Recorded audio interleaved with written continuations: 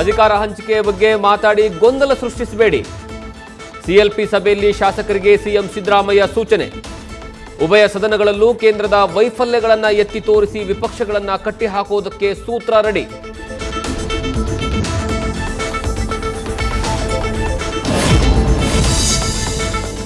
ಅಧಿಕಾರ ಒದ್ದು ಕಿತ್ಕೋಬೇಕಂದಿದ್ರು.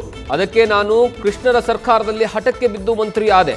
ಕಳೆದ ಅಧಿವೇಶನದಲ್ಲಿ ಡಿಸಿಎಂ ಡಿಕೆ ಶಿವಕುಮಾರ್ ನೀಡಿದ್ದ ಹೇಳಿಕೆಯೇ ಈಗ ಬಿಜೆಪಿಗೆ ಅಸ್ತ್ರವ. ನಿನ್ನೆ ನಡೆದ ಬಿಜೆಪಿ ಶಾಸಕಾಂಗ ಪಕ್ಷದ ಸಭೆಯಲ್ಲಿ ಚರ್ಚೆ.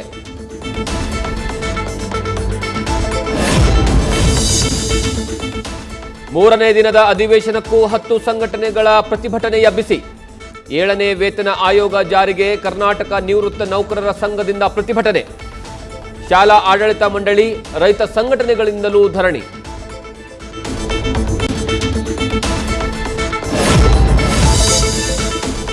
ಸಲಗ ಚಿತ್ರ ಹಿಂದಿದೆ ಡಬ್ ಮಾಡೋದಾಗಿ ಮುಂಗಡ ನೀಡಿ ಖರೀದಿ, ಆಮೇಲೆ ಬಾಕಿ ಹಣವನ್ನ ಕೊಡದೆ ವಂಚನೆ. ಎಸ್ಎಸ್ಪಿ ಆರ್ಟ್ಸ್ನ ಸಂಜಯ್ ಲಾಲ್ವಾನಿ ವಿರುದ್ಧ ಖ್ಯಾತ ನಿರ್ಮಾಪಕ ಕೆಪಿ ಶ್ರೀಕಾಂತ್ ವಿರುದ್ಧ ಜೀವನ್ ಭೀಮಾನಗರ ಠಾಣೆಯಲ್ಲಿ ದೂರು.